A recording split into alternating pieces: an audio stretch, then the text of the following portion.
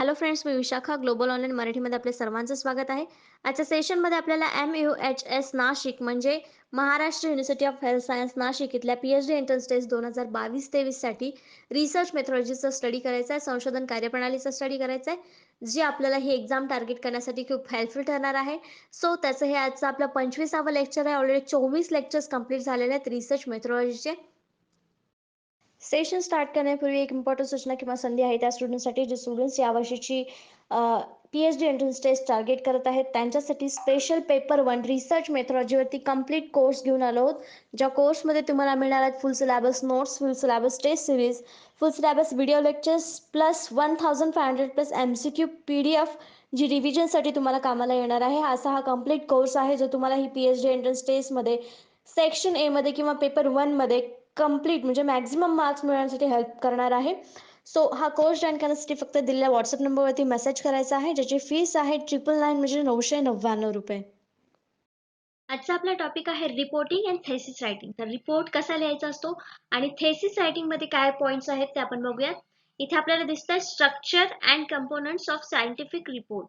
म्हणजे जो scientific report आपल्याला जो जायचा असतो रिसर्च मध्ये त्याचं स्ट्रक्चर काय असतं किंवा त्याचे कंपोनंट्स काय असतात ते आपल्याला बघायचे आहेत. Types of reports, technical reports and thesis. रिपोर्टचे टाइप कुठले कुठले असतील किंवा टेक्निकल रिपोर्ट्स काय असतात. Significance, different steps in the preparation मधले different steps, layout, structure and language of typical reports, illustration and tables, bibliography, referencing and footnotes, oral presentation, planning, preparation, practice, making presentation, use of visual aids म्हणजे काय, त्याचा उपयोग काय किंवा planning, preparation, practice कसं वापरायचं यावरती MCQs कसे येऊ शकतात हे आपल्याला आजच्या लेक्चर मध्ये बघायचं आहे. इम्पॉर्टन्स ऑफ इफेक्टिव्ह कम्युनिकेशन हे सुद्धा आपण MCQ थ्रू क्लिअर करणार आहोत. सुरू करूयाचा पहिला प्रश्न. What is a legal report? कायदेशीर अहवाल काय आहे किंवा कशाला म्हणतात? ऑप्शन्स दिलेले आहेत त्यापैकी आपल्याला सांगायचं की लीगल रिपोर्टचा नक्की अर्थ काय आहे.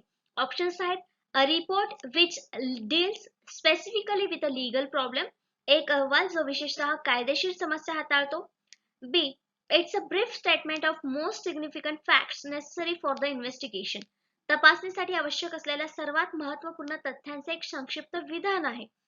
आणि सी, बोथ ए अँड बी म्हणजे अ आणि ब दोन्ही पर्याय आणि डी फक्त ए. त्याचं करेक्ट आन्सर जे आहे ते आहे सी म्हणजे बोथ ए अँड बी. का तर लीगल रिपोर्ट म्हटल्यानंतर तो कायदेशीर समस्या हाताळण्यासाठी उपयुक्त आहे किंवा तो हाताळतो म्हणून. आणि दुसरं, तो तपासणीसाठी आवश्यक आहे किंवा ते तथ्यांचं संक्षिप्त विधान आहे हे देखील स्टेटमेंट बरोबर आहे. म्हणून हे दोन्ही स्टेटमेंट ज्याच्यामध्ये आन्सर मध्ये आहेत ते ऑप्शन आपलं करेक्ट आन्सर आहे. Both A and B options are correct. A report which deals specifically with a legal problem is said to be a legal research. In short definition आपण सांगू शकतो की reports deals with specifically with a legal problem. हा आपला word जो आहे legal problem is said to be legal research किंवा legal problem. An official or formal statement of facts or proceedings. For example, one kind of report is a formal statement in writing mode. Writing made to court by and master a clerk or a referee who has been appointed to inquire into a particular matter for the court. तर court मध्ये कसं legal information जी असते ती एका व्यक्तीद्वारे लिहिली जाते, ती सगळी लीगल इन्फॉर्मेशन असं आपण म्हणतो. तर रिपोर्ट मध्ये देखील आपण लीगल रिपोर्ट काय देत असतो तर लीगल प्रॉब्लेम विषयी त्याच्यावरती माहिती देत असतो, इन्फॉर्मेशन देत असतो. तर आपल्याला समजलं लीगल रिपोर्ट कशाशी रिलेटेड आहे, लीगल प्रॉब्लेमशी रिलेटेड आहे किंवा लीगल क्वेश्चनशी रिलेटेड आहे असं आपण म्हणू शकतो. नेक्स्ट क्वेश्चन बघतो आपण सेकंड नंबरचा. Guidelines for report writing includes. आता रिपोर्ट रायटिंग मध्ये काय गाईडलाईन्स असतात किंवा कुठल्या गाईडलाईन वापरून आपल्याला रिपोर्ट रायटिंग करावं लागतं किंवा रिपोर्ट रायटिंग चांगल्या प्रकारे करण्यासाठी काय गोष्टी आपल्याला लक्षात ठेवल्या पाहिजेत, कुठली मार्गदर्शक तत्व आपल्याला लक्षात ठेवून तो अहवाल तयार करायचा. रिपोर्ट रायटिंगला आपण अहवाल लेखन असं म्हणतो. तर काय गाईडलाईन्स आहेत दिलेल्या ऑप्शन्स पैकी. Knowledge of the research material, संशोधन साहित्याचं ज्ञान असावं ही गाईडलाईन आहे आपल्याला रिपोर्ट लिहिताना. कुठल्याही गोष्टीचं नॉलेज असेल तरच आपण त्यावर काहीतरी लिहू शकतो म्हणजे ए ऑप्शन देखील इथे करेक्ट आहे. नंतर B option, organising of research material, संशोधन साहित्याचे आयोजन करणं. कुठलंही व्यवस्थित साहित्य आपल्याकडे असेल तर त्याचं आयोजन केलं तर ते आपल्याला व्यवस्थित आत्मसात करता येतं. अस्ताव्यस्त गोष्टी आपल्याला व्यवस्थित मांडता येतील किंवा आपल्याला ते समजून घेता येईल का? नाही. रफ ड्राफ्ट, उग्र मसुदा किंवा कच्चा मसुदा ज्याला आपण म्हणतो, ते तयार करावे लागतात अहवाल लिहिण्याच्या आधी. हे आपलं एक तत्व आहे असं म्हणू शकतो. हो, जर रफ ड्राफ्ट आपण आधी तयार केला तर आपल्याला चांगला ड्राफ्ट म्हणजे चांगला अहवाल लिहिण्यासाठी मदत होऊ शकते, पॉइंट्स मिळू शकतात. म्हणजे ए, बी आणि सी आतापर्यंतचे ऑप्शन्स आपल्याला करेक्ट मिळालेले आहेत किंवा तत्व जे आहेत ती करेक्ट मिळालेले आहेत, गाईडलाईन्स चांगल्या आहेत रिपोर्ट रायटिंग साठी. मग इथे ऑप्शन आपल्याला ई दिसते की ऑल ऑफ द अबो आहे, तरी पण आपल्याला डी ऑप्शन इथे करेक्ट आहे की नाही चेक करायचं आहे. Bibliography, footnotes and headnotes, ग्रंथसूची, तळटीप आणि हेड नोट्स हे जे काय आहे हे सगळं आपल्याला अहवाल लिहिण्यासाठी मार्गदर्शक तत्व आहेत किंवा मार्गदर्शक ठरतात. हे पण बरोबर आहे आपल्याला. म्हणजे option A, B, C, D all of the options are correct. मग इथे करेक्ट ऑप्शन काय असणार आपला? E, all of the above. वरील सर्व ज्या गोष्टी आहेत मार्गदर्शक तत्वामध्ये समाविष्ट आहेत. कशाच्या मार्गदर्शक तत्वामध्ये समाविष्ट आहेत? अहवाल लेखनाच्या. Guidelines for report writing includes all of the above. तिथे काही अजून गाईडलाईन्स आहेत for report writing. Write as you speak, जसं तुम्ही बोलत आहात तशा प्रकारे लिहिण्याचा प्रयत्न करा. Avoid empty words, empty words म्हणजे तिथे काहीही शब्द आठवत नाहीये म्हणून ज्याला त्याला असं वापरून चालणार नाही, तिथं प्रॉपर वर्ड वापरला पाहिजे. Use descending order of importance, importance जो आहे तो डिसेंडिंग ऑर्डरने पाहिजे, म्हणजे पहिले जो आहे तो चांगला असायला पाहिजे, त्याच्यानंतर कमी इम्पॉर्टंट, त्याच्यानंतर कमी इम्पॉर्टंट, डिसेंडिंग ऑर्डरने हा वापरला पाहिजे. Use the active voice, active voice आपण तिथे वापरला पाहिजे. ऍक्टिव्ह व्हॉइस आणि पॅसिव्ह व्हॉइस रिटर्न मधला. कीप सेंटेन्स शॉर्ट, सेंटेन्स जे आपण वापरणार आहे ते शॉर्ट वापरले पाहिजे, समजायला सोपे असले पाहिजे. डोंट ट्राय टू इम्प्रेस, फक्त इम्प्रेस करण्यासाठी लिखाण करू नका, ते लिखाण जे केलेलं आहे आपण ते समजलं पाहिजे. ज्याला आपण हा रिपोर्ट वाचायला देणार आहे किंवा जो रिपोर्ट आपला वाचणार आहे त्याच्यासाठी हे समजणारं पाहिजे, इम्प्रेसिव्ह नाही. म्हणून don't try to impress, write to express, म्हणजे तुम्हाला एक्सप्रेस करण्यासाठी तुम्ही लिहा, इम्प्रेस करण्यासाठी नाही. गेट फॅक्ट्स 100% राईट, जे फॅक्ट्स आहेत, सत्य आहेत ते 100% राईट आहेत ते तुम्ही मांडा रिपोर्ट रायटिंग मध्ये. बी अनबायस्ड अँड ओपन, तर मेन मुद्दा जो आहे आपल्याला रिसर्च मध्ये किंवा रिसर्चरला किंवा रिपोर्ट रायटिंग करताना रिसर्चरला लक्षात ठेवायचं आहे, आपण अनबायस व्हायचं नाहीये, अनबायस राहायचंय आणि ओपन राहायचंय. बायस होऊन चालणार नाही, म्हणजेच पक्षपाती होऊन चालणार नाही. निपक्षपातीपणे आपल्याला हे सगळे रायटिंग्स करायचे आहेत, तेव्हा ते सगळ्यांना उपयुक्त ठरणार आहे. नेक्स्ट क्वेश्चन बघतो आपण थर्ड नंबरचा. बिब्लिओग्राफी इज, ग्रंथसूची आहे किंवा या ऑप्शन्स पैकी त्याला कशाला आपण बिब्लिओग्राफी किंवा ग्रंथसूची म्हणू शकतो हे आपल्याला सांगायचं आहे. ऑप्शन्स आहेत. At the end of the study arrange in alphabetical order, याला बिब्लिओग्राफी म्हणतात का? जे शेवटी अरेंज केलेले असतात अल्फाबेटिकल प्रमाणे. का? एनीवेअर इन द स्टडी, अभ्यासात कुठेही दिलेली असते bibliography. Beginning of the study, अभ्यासाच्या सुरुवातीला असते. Not necessary to be included, समाविष्ट करणे आवश्यक नाही. तर बिब्लिओग्राफी समाविष्ट करणे आवश्यक नाही हे ऑप्शन तर पहिले चुकीचे, आपण हे काढून टाकणार, डी ऑप्शन आहे. तर तीन पैकी कुठलं करेक्ट ऑप्शन आहे बिब्लिओग्राफीच्या संदर्भात? तर बिब्लिओग्राफी नेहमी शेवटी असते, अभ्यासात कुठेही नसते, मग हे ऑप्शन चुकीचं आहे. किंवा सुरुवातीला असते, हे पण चुकीचं आहे. मग एकच ऑप्शन आपल्याला इथे दिसते की ऍट द एंड, शेवटी असते आपल्याला माहिती आहे, पण ते अरेंज अल्फाबेटिकली करतात की नाही हे आपल्याला जर माहित नसेल तर बाकीचे ऑप्शन्स गाळून आपल्याला करेक्ट ऑप्शन चॉईस करता येतील, आणि ते आहे ए, की ते अल्फाबेटिकल ऑर्डर मध्ये अरेंज केलेले असतात आणि अभ्यासाच्या शेवटी दिलेले असतात, त्याला आपण बिब्लिओग्राफी म्हणतो, म्हणजेच ग्रंथसूची म्हणतो. A bibliography is a list of all of the sources you have used. तर बिब्लिओग्राफी म्हणजे नेमकं काय? तर जे सोर्सेस आपण यूज केलेले आहेत आपल्या रिसर्च मध्ये त्याची लिस्ट म्हणजे बिब्लिओग्राफी. वेदर रेफरन्स्ड और not in process of researching your work in general, bibliography should be included. मग तुम्ही त्याचा रेफरन्स घेतला असेल की नाही, पण तेव्हा तुम्ही शोध घेता तुमच्या कामासाठी, तेव्हा तो बिब्लिओग्राफी म्हणजे एखादं बुक आपण वापरतो, मग त्याला बिब्लिओग्राफी मध्ये आपण इन्क्लूड केलं पाहिजे. मग बिब्लिओग्राफी लिहिताना आपण त्याच्यात नेमकं काय लिहायला पाहिजे? फर्स्ट जे आहे ते लिहायचं असतं ऑथर्स नेम, नंतर title, the name and the location of the companies that publish your copies of the sources, dates your copies वर पब्लिश, जे पब्लिश झालेली गोष्ट आहे किंवा जे आपण रेफर केलेलं आहे त्याची डेट किंवा copy. The page number of your source, म्हणजे जो सोर्स आपण घेतलेला आहे तो कोणत्या पानावरून कुठल्या पेजवरून घेतलेला आहे. तर या 5 गोष्टी आपल्याला बिब्लिओग्राफी लिहिताना लिहाव्या लागतात. असे कितीतरी आपण बुक्स किंवा ग्रंथ वापरतो आणि त्याचा रेफरन्स करताना मग आपण अल्फाबेटिकल ऑर्डर मध्ये हे बिब्लिओग्राफी मांडत असतो. The basic format for a book citation requires listing the author's name.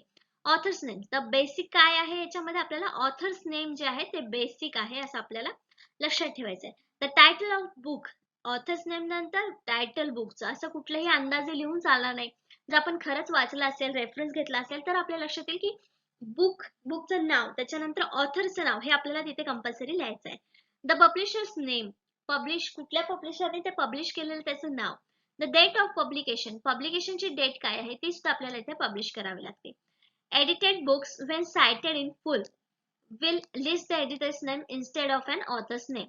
जर एडिटर बुक आपल्याला माहिती आहे की अनुवाद केलेल्या बुक्स असतात काही, तर त्यावेळेस आपण ऑथरच्या नावाच्या ऐवजी एडिटरचं नाव लिहायचं असतं, नेम लिहायचं असतं. तर अशा प्रकारे बिब्लिओग्राफी तयार केली जाते किंवा आवश्यक असते आपल्याला कुठलाही रेफरन्स किंवा रिपोर्ट लिहिताना किंवा रिसर्च प्रोजेक्ट तयार करत असताना. नेक्स्ट क्वेश्चन बघतो आपण 4th नंबरचा. Which of the following become the initial part of report. खालीलपैकी कोणता अहवालाचा प्रारंभिक भाग बनतो. अहवाल रिपोर्ट जो आपण लिहितो त्याचा सुरुवातीची स्टेज काय आहे, इनिशियल पार्ट मध्ये काय येतं किंवा काय असतं हे आपल्याला सांगायचं आहे. ऑप्शन्स आहेत preface, foreword, table of cases, list of abbreviation, all of the above. तर आपण सुरुवातीला जर पहिल्यांदाच बघत असेल की रिपोर्ट काय आहे किंवा रिपोर्टच्या प्रारंभिक भागात काय असतं, तर त्यांच्यासाठी एक करेक्ट ऑप्शन सांगते, ते आहे E, all of the above. ह्या सगळ्याच गोष्टी ज्या असतात त्या आपल्याला अहवालाच्या प्रारंभिक भागामध्ये येत असतात. आपण कुठलंही बुक वाचतो किंवा काय वाचतो तर त्याच्यामध्ये आपल्याला काय दिलेलं असतं, प्रस्तावना दिलेली असते, त्याच्यानंतर बुकमध्ये काय काय आहे ते दिलेलं असतं, त्याच्यामध्ये या टेबल्स दिलेले असतात, टेबल्सचे नंबर्स दिलेले असतात, पेजवरती असे दिलेले असतात टेबल्स ऑफ केसेस. नंतर लिस्ट ऑफ ॲब्रिव्हिएशन, जे शॉर्टकट्स वापरलेले आहेत बुकमध्ये किंवा काही अर्थ दिलेले असतात शब्दांचे ते सुद्धा दिलेले असतात. तर अशा प्रकारे जो इनिशियल पार्ट असतो रिपोर्टचा त्यामध्ये ह्या सगळ्या गोष्टी इन्क्लूड केलेल्या असतात. There are 4 different stages of report writing which are named as. इथे आपल्याला सांगितलेले आहेत की 4 डिफरंट स्टेजेस आहेत रिपोर्ट रायटिंगचा. त्याच्यामध्ये सुरुवातीला आहे इन्व्हेस्टिगेटिंग, नंतर प्लॅनिंग, मग रायटिंग आणि नंतर revising. And each stage makes us more efficient regarding report writing.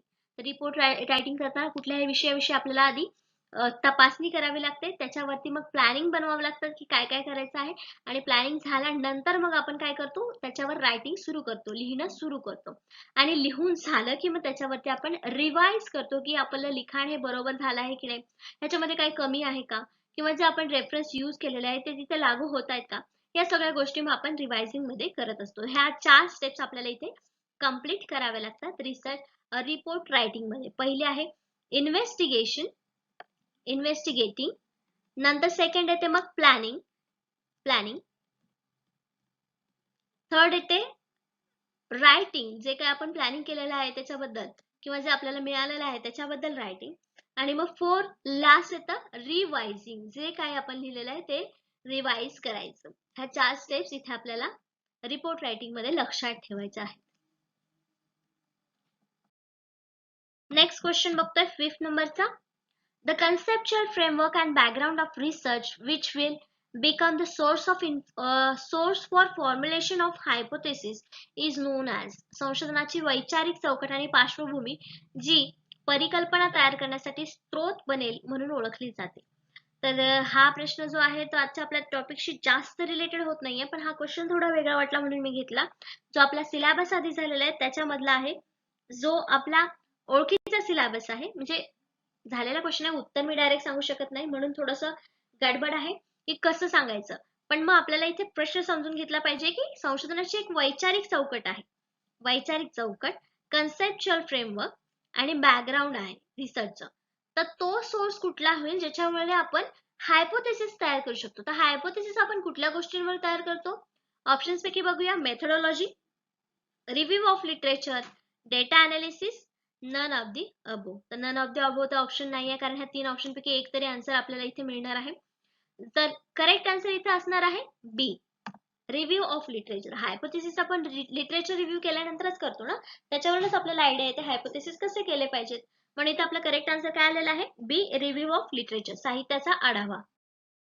Definition आहे अ लिटरेचर रिव्ह्यूची. तर लिटरेचर रिव्ह्यू म्हणजे नेमकं काय? Survey books, scholarly articles and any other sources relevant to the particular issue, area of research. जो research आपण करणार आहे त्याच्याविषयीच्या particular issue विषयी जी काही आपण माहिती करतोय, घेतोय, सर्वे बुक्स बघतोय, म्हणजे ऑलरेडी त्याच्यावर कोणी सर्च केलेलं आहे, त्याला आपण रिव्ह्यू ऑफ लिटरेचर असं म्हणतो. त्याच्यामध्ये थेअरी पण येऊ शकतात. And by so doing provides description, summary and critical evaluation of this work in relation to the research problem being investigated. म्हणजे रिसर्च प्रॉब्लेम हा तपासणी करण्यासाठी आपण रिव्ह्यू ऑफ लिटरेचर करतो, म्हणजे त्यावर ऑलरेडी कोणी काय लिखाण केलेलं आहे का हे करतो. हे यासाठी आपण लिटरेचर रिव्ह्यू करत असतो. ही डेफिनेशन स्मॉल म्हणजे आपल्याला समजलेली आहे, थोडे हार्ड वर्ड वापरलेले आहेत, पण सिंपल वर्ड्स मध्ये देखील आपण ही डेफिनेशन मांडू शकतो. तर लिटरेचर रिव्ह्यू. नेक्स्ट क्वेश्चन आपण बघतोय 6 नंबरचा. Appendices to the report includes.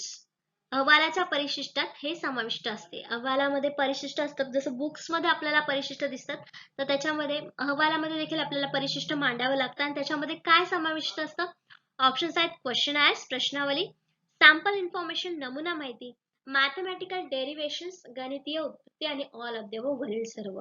त्याचे करेक्ट आन्सर जे आहे ते आहे D, all of the above वरील सर्व गोष्टी ज्या आहेत त्या परिशिष्टात मांडाव्या लागतात.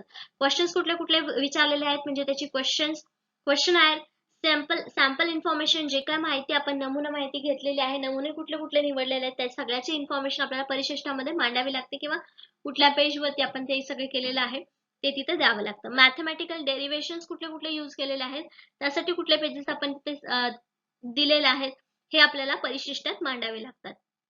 म्हणून इथे करेक्ट ऑप्शन काय आलं आपलं D, all of the above वरील सर्व गोष्टी या अहवालाच्या परिशिष्टात समाविष्ट असतात.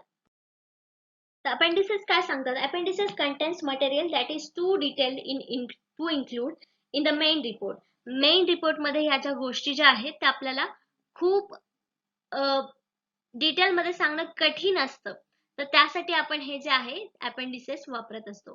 सच as long mathematical derivation and calculation, detail technical drawings और tables of raw data. Raw data जो आपण वापरलेला आहे आपल्या रिसर्च मध्ये, तो आपण प्रत्येक वेळी रिपोर्ट मध्ये मांडू शकत नाही, मग त्यासाठी आपण हे अपेंडिसेस वापरत असतो आणि तिथे ह्या सगळ्या गोष्टी टाकत असतो. The content should be summarise and refer to the appropriate point to the body of the report. तर हे जो कंटेंट असतो याच्यामध्ये भरमसाठ उरलेला कचरा सगळा आपण टाकायचा नसतो, त्याच्यामध्ये अप्रोप्रिएट पॉइंट्स टाकणं गरजेचं आहे, जे रिपोर्टच्या बॉडीला अप्रोप्रिएट आहेत ते पॉइंट्स, त्याला आपण अपेंडिसेस म्हणू शकतो. बुक्सच्या मागे आपल्याला भरपूर वेळेस इन्फॉर्मेशन दिलेले असतात, काही नवीन वर्ड्स आलेत आपल्याला, किंवा सायन्स मध्ये नवीन टेक्नॉलॉजी विषयी काही माहिती असेल तर ही आपल्याला अपेंडिसेस मध्ये दिसत असते. कधी बुक्स रेफर केले असतील किंवा बुक्स आपण वाचले असतील त्यावेळेस आपण हे चेक करू शकतो, अपेंडिसेस म्हणजे नेमकं काय हे आपण प्रत्यक्षपणे बघू शकतो. नेक्स्ट क्वेश्चन बघतो आपण 7th नंबरचा. The purpose of bibliography is. ग्रंथसूचीचा उद्देश आहे. ग्रंथसूची आपण मांडतो, कशी मांडतो हा लास्ट क्वेश्चन मध्ये बघितलं, पण त्याचा नेमका उद्देश काय आहे, कशासाठी ही बिब्लिओग्राफी मांडली जाते प्रत्येक रिसर्च मध्ये? हाऊस म्हणून की आपले पेजेस वाढावे म्हणून? नाही, तर त्याचा काहीतरी अर्थ आहे, तर तो काय आहे ऑप्शन्स पैकी आपल्याला सांगायचा आहे. ऑप्शन्स बघूयात काय काय. Add to the volume of study, जसं मी म्हटलं की फक्त नंबर वाढवायला, पेजेसचे नंबर वाढवण्यासाठी आपण ग्रंथसूची टाकतो? नाही, हे ऑप्शन पहिले चुकीचं आहे.